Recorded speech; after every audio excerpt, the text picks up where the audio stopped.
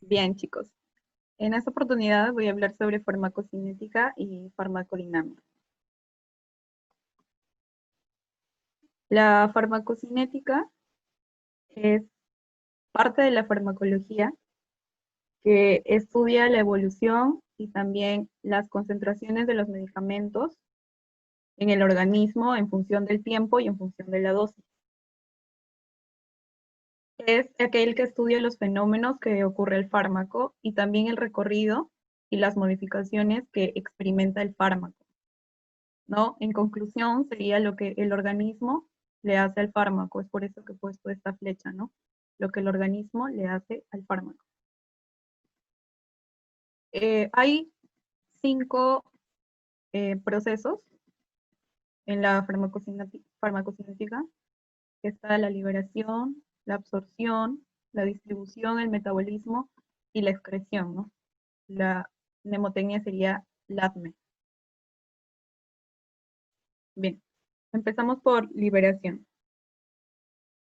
La liberación es un proceso por el que el principio activo del fármaco se va a encontrar disponible para su absorción, es decir, se separa del resto de los componentes. Tenemos 3 procesos en la liberación: la desintegración, la disgregación y la disolución. La desintegración es el paso de un compuesto más grande, en este caso el fármaco, ¿no?, a pedazos o partículas más pequeñas, la disgregación igual, y la disolución ya sería en medio acuoso. El objetivo de la liberación es suministrar una cantidad terapéutica de fármaco al lugar apropiado para que alcance la concentración deseada. ¿Cuáles son los factores que influyen sobre la velocidad de liberación? Primero, el tamaño de la partícula. La solubilidad del fármaco. Puede ser liposoluble o hidrosoluble. Sabemos que la membrana celular está formada por lípidos y por proteínas. Mientras más liposoluble sea el fármaco, entonces la velocidad de liberación va a ser mayor. También la formulación del medicamento y la forma de administración, ¿no? Vamos a tener la absorción como segundo paso, ¿no? Que sería el paso de un fármaco desde el exterior al medio interno, es decir, al torrente sanguíneo, ¿no?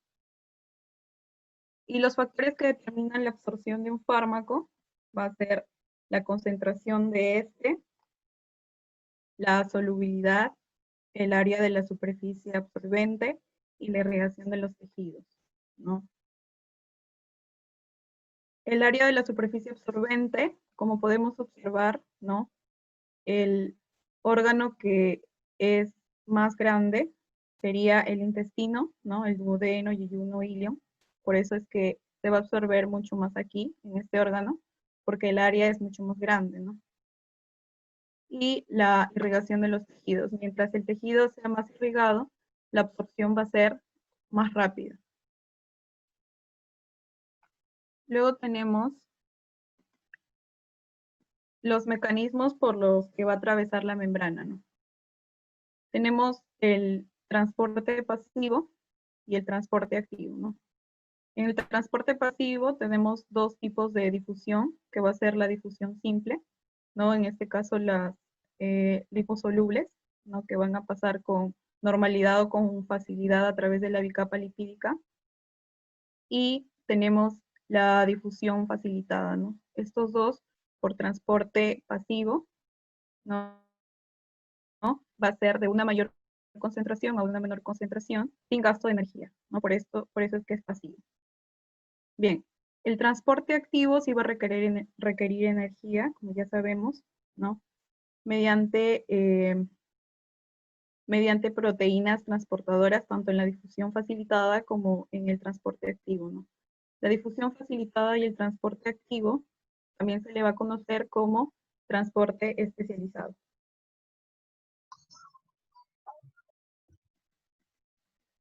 Bien, uno de los procesos más importantes o el mecanismo por el que atraviesa la membrana va a ser la difusión pasiva, ¿no? Su característica va a ser que mientras sea más liposoluble, va a entrar a la membrana, ¿no? Por los lípidos que tiene este. No va a requerir de energía, ya que va a ser de mayor concentración a de menor concentración. Va a ser pasivo, por lo tanto no va a requerir ATP y va a estar a favor del gradiente de concentración, ¿no? En este caso, los fármacos liposolubles tienen una poca unión a las proteínas plasmáticas, también ingresan fácilmente a los tejidos y se distribuyen a través del cuerpo por la característica de la membrana celular. Bien, vamos a tener diferencias entre los fármacos hidrosolubles y también los fármacos liposolubles. Los fármacos hidrosolubles van a tener una alta afinidad por las proteínas plasmáticas, tienen una menos probabilidad también de absorción en el interior de los tejidos y comienza con la acción lenta. Y los liposolubles tienen una poca unión a las proteínas plasmáticas y, al contrario de las hidrosolubles, van a ingresar fácilmente a los tejidos y se distribuyen a través del cuerpo. Bien, tenemos vías de administración. Las vías de administración son de dos tipos. La enteral, o también conocida como vía indirecta, ¿no? Es aquel que se va a usar en el tracto gastrointestinal para que dé entrada al fármaco, ¿no? En cambio, la parenteral se refiere a todas aquellas vías en las que evita el paso por el tracto gastrointestinal, con especial referencia a las inyectables, ¿no? Como la intravascular, la intramuscular, la subcutánea. Por lo tanto, esta vía va a ser una vía directa. Bien, en la enteral, como ya les había mencionado, se va a usar el tracto gastrointestinal para el paso del fármaco. Tenemos oral, bucal y sublingual, y tenemos también la rectal. Por la vía oral, ¿no? Se va a usar obviamente el tracto gastrointestinal. Esta vía es la que se utiliza más de todas las vías enterales. Es fácil y también es segura, ¿no? Permite la autoadministración de los fármacos. En caso de una sobredosis, se puede retirar fácilmente, es decir, si es que no ha transcurrido demasiado tiempo, ¿no? Y es demasiado lenta para emplearse en una situación de emergencia, ya que obviamente va a pasar por el tubo digestivo, ¿no? Por el hígado, también los riñones, hasta que se excrete. Entonces, esto va a ser muy lento, ¿no? En caso de emergencia.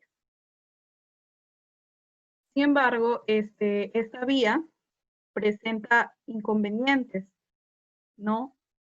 Por ejemplo, si es que tú consumes un fármaco oralmente, ¿no? Y lo combinas con alimentos o también quizás con otros medicamentos, en el aparato digestivo se modifica la rapidez, se modifica la intensidad de la absorción, como por ejemplo, ¿no? Quienes van a modificar el hierro, una tetraciclina, la ampicilina, el calcio, ¿no?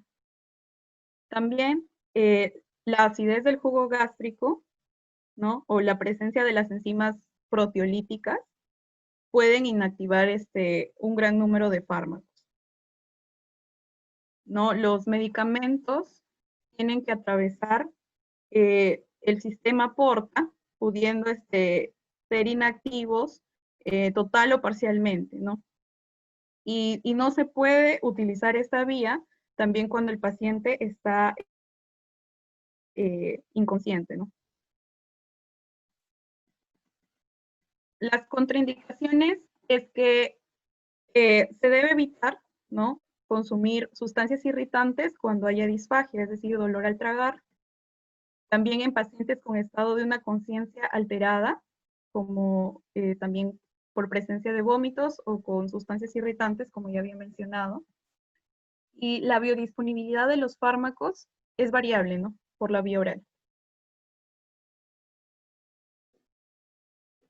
Bien, por la vía bucal y la vía sublingual, ciertos números de fármacos se van a absorber con gran rapidez por esta vía, ¿no? ¿Por qué? Porque mediante la vía bucal y sublingual hay un escaso espesor del epitelio, ¿no? Observamos aquí. También hay una rica vascularización, ¿no? El sistema venoso de la mucosa bucal va a drenar directamente en la vena cava. Y no, o sea, y no va a drenar en la vena porta, evitando así el primer paso hepático. Aquí podemos observar la rica vascularización. Por ejemplo, tenemos el caso de algunos fármacos por vía bucal y sublingual, como la nitroglicerina, se puede aplicar por vía sublingual en crisis anginosas, el captopril en crisis hipertensivas y el opiáceo en caso de analgesia, ¿no? Luego vamos a tener la vía rectal. Esta vía rectal es en donde los fármacos se van a absorber de una manera o de una forma irregular. Bueno, pueden irritar a la mucosa y también son incómodos de administrar. Sin embargo, se puede recurrir, a diferencia de la vía oral, a ella en enfermos inconscientes, ¿no? Podemos aplicar esta vía en enfermos inconscientes y no son destruidos por las enzimas digestivas, como es en el caso de la vía oral. Sin embargo, se evita prácticamente el paso por el hígado y también no son destruidas por las enzimas digestivas, como ya lo había mencionado. Por vía rectal podemos administrar estos fármacos como el diazepam, ¿no? En el caso de los niños pequeños, la mesalazina y los corticoides en enfermedades intestinales. Bien, luego vamos a tener la vía parenteral, ¿no? Que una de ellas va a ser la intravascular. Como ya les había mencionado, es una vía directa, porque no va a pasar por el tracto gastrointestinal ni tampoco por el metabolismo en el hígado. Esta vía, como podemos observar, es por excelencia, dado que existe suficiente cantidad de venas, no las superficiales, de buen calibre, unos más que otros, ¿no?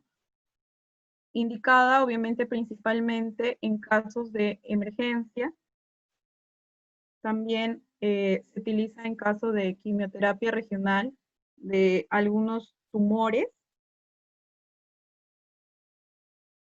Y tenemos también otra vía, que sería la vía intraarterial, ¿no? Que se utiliza en caso de quimioterapia. Luego vamos a tener la intramuscular, la vía subcutánea, perdón. Este fármaco está administrado en solución o en suspensión, ¿no? Y se va a inyectar debajo de la piel, como podemos observar aquí. Se difunde a través de los capilares, desde la sustancia fundamental del tejido conectivo al torrente sanguíneo. La enzima hialuronidasa va a favorecer a la difusión e incrementa la velocidad de absorción. En este caso, tenemos como ejemplo a la heparina de un bajo peso molecular y también a la insulina y a la morfina, ¿no?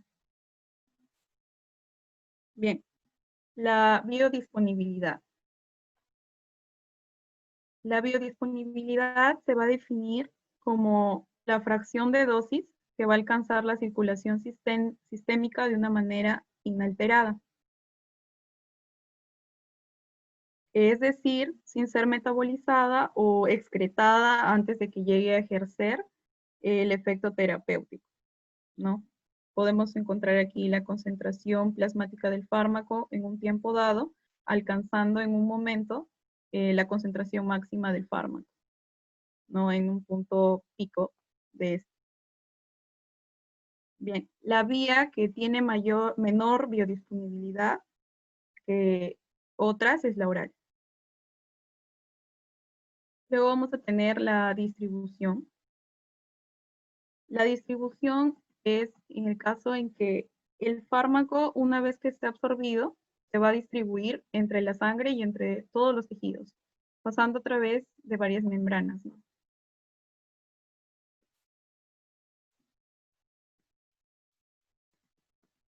La llegada y la fijación del fármaco a los tejidos, donde ejerce su acción, va a depender de varios factores, como la diferencia de la concentración del fármaco entre la sangre y el tejido, también va a depender del tamaño, si es más grande o más pequeño, si es liposoluble o hidrosoluble, si es polar o apolar, según su grado de ionización, si es ionizado o no ionizado, unión a las proteínas plasmáticas, sobre todo a la albúmina, y también el flujo sanguíneo que recibe el tejido, ¿no? Si es más irrigado o menos irrigado.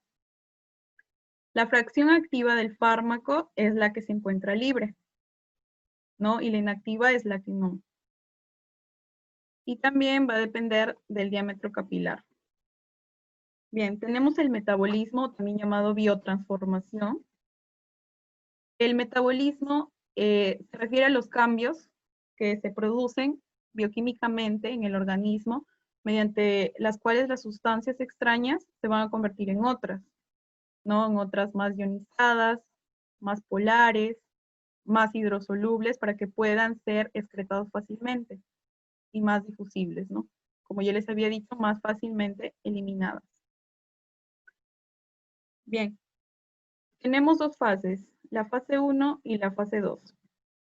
La fase 1 es en la que las reacciones de metabolismo van a inactivar o destruir mediante reacciones como oxidación, como reducción, hidrólisis y descarboxilación, ¿no? Y la fase 2 es la que van a ser más polar, ¿no? Al fármaco. En la fase 2 vamos a encontrar la síntesis o la conjugación, que van a ser realizados por un sistema microsomal, las mitocondrias, las enzimas, los lisosomas y la flora intestinal también, ¿no? Como ya sabemos, la mayoría de los fármacos se van a metabolizar mayormente en el hígado, debido al gran tamaño de este órgano y también a su elevado riego sanguíneo y también a la existencia de una gran cantidad de enzimas metabolizadoras. Bien, el primer paso del metabolismo de muchos fármacos es catalizado por un grupo de oxidasas, ¿no? Por la oxidación. Y va a ser de función mixta. En este caso tenemos el sistema del citocromo P450, que se va a encontrar en el retículo endoplasmático de, obviamente, el hepatocito. Existen varias o diversas formas de citocromo P450 con distintas especificidades de sustrato, ¿no? Es una familia de proteínas en todas las células de mamíferos. Este citocromo P450 va a estar en todas las células excepto en la sangre y también en el músculo esquelético. Cataliza la oxidación, como ya les había mencionado, de la fase 1, de gran variedad de sustancias químicas, convirtiéndolo en productos más solubles, es decir, fácilmente eliminados, más hidrosolubles y más difusibles. Y son denominados así porque en determinadas condiciones van a mostrar un espectro ultravioleta muy característico, ¿no? Bien, hay fármacos capaces de inducir el aumento de la producción de enzimas, ¿no? Como es en el caso de los inductores enzimáticos, y también fármacos que inhiben el metabolismo, ¿no? Como son los inhibidores enzimáticos. En el caso de los inductores enzimáticos vamos a tener ejemplos como la fenitoína, el fenobarbital, también la rifampicina, ¿no? Así como también el hábito de fumar y el alcohol, ¿no? Tenemos los inhibidores enzimáticos. Por ejemplo, tenemos al ketoconazol, a la eritromicina o también al valproato. Bien, vamos a tener al último paso o a la última fase de la farmacocinética, que es la excreción. La excreción es la eliminación de los fármacos, ¿no?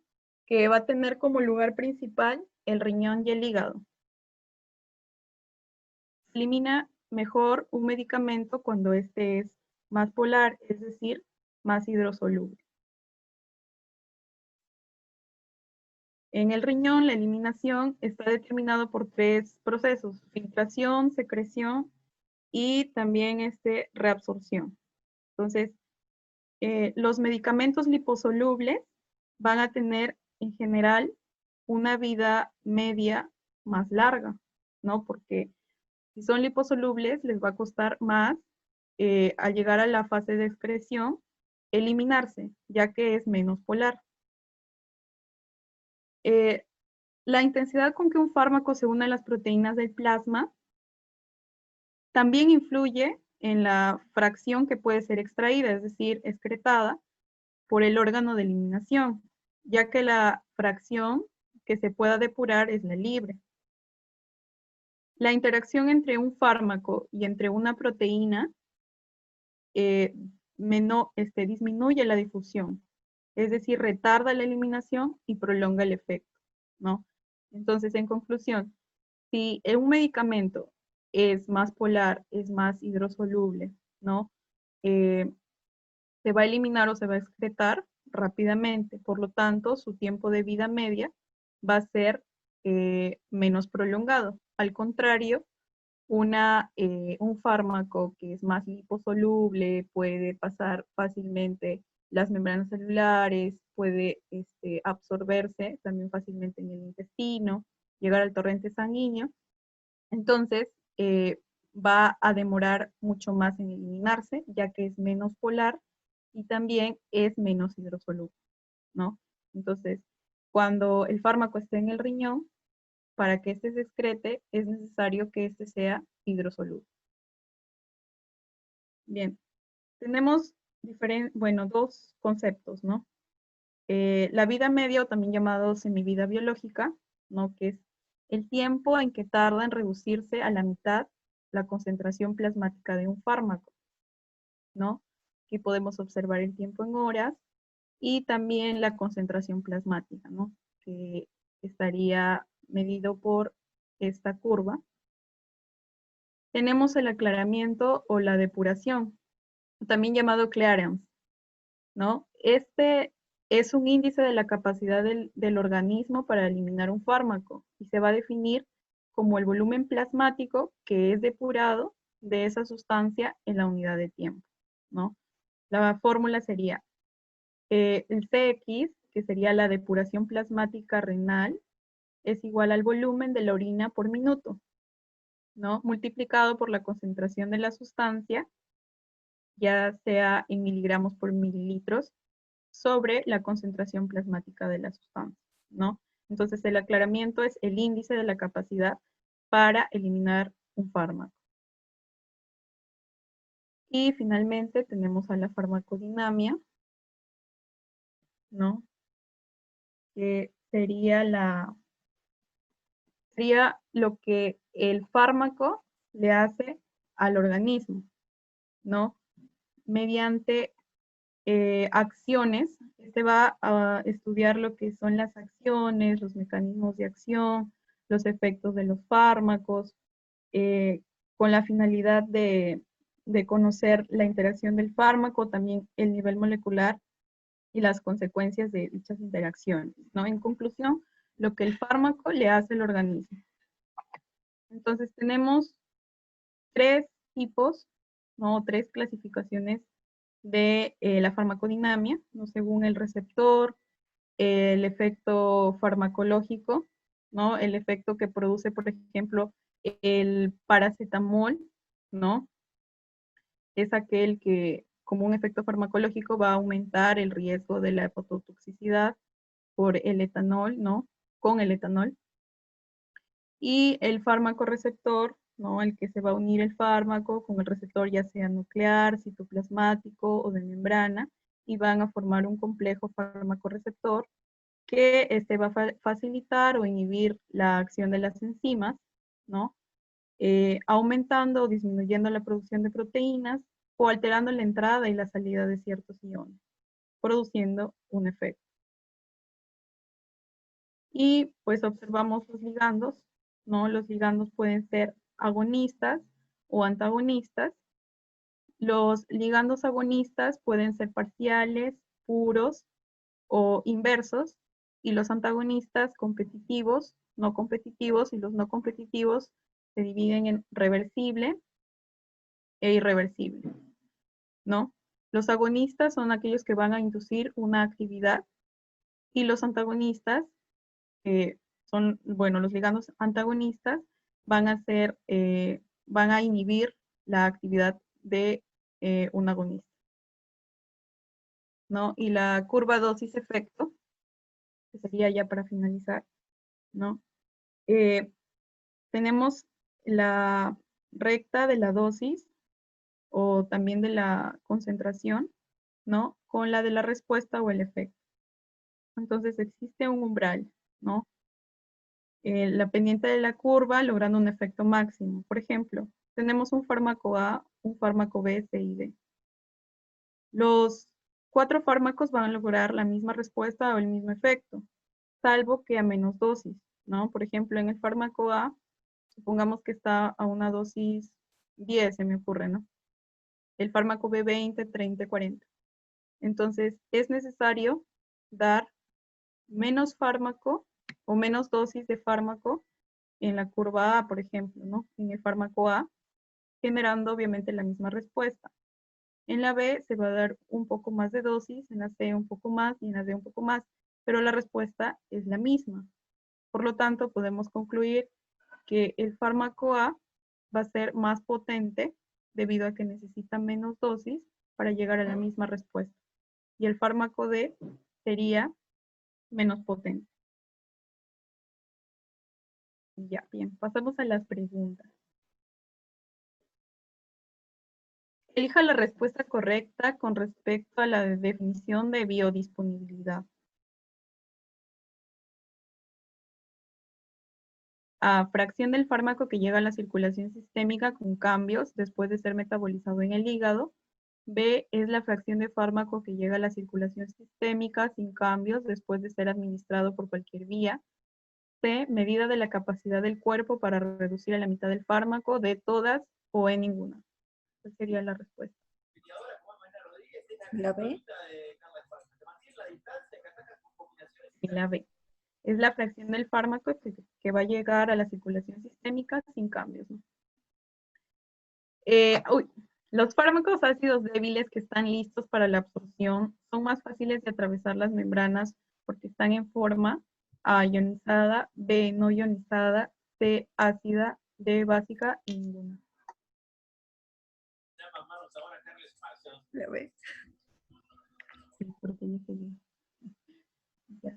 Proceso por el cual el fármaco deja la corriente sanguínea y entra al intersticio y a los tejidos, depende de la salida cardíaca, del flujo sanguíneo local, de la permeabilidad capilar y grados de unión a las proteínas.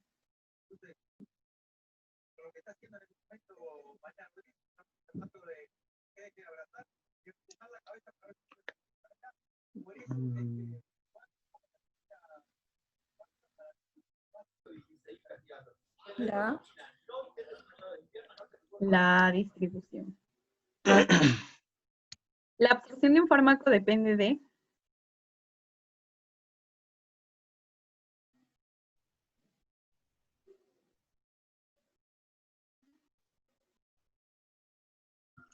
Todas. todas. Tipo de fármaco que se une al receptor y lo activa induciendo de forma indirecta o directa el efecto. Sería agonista, agonista inverso, antagonista o agonista parcial.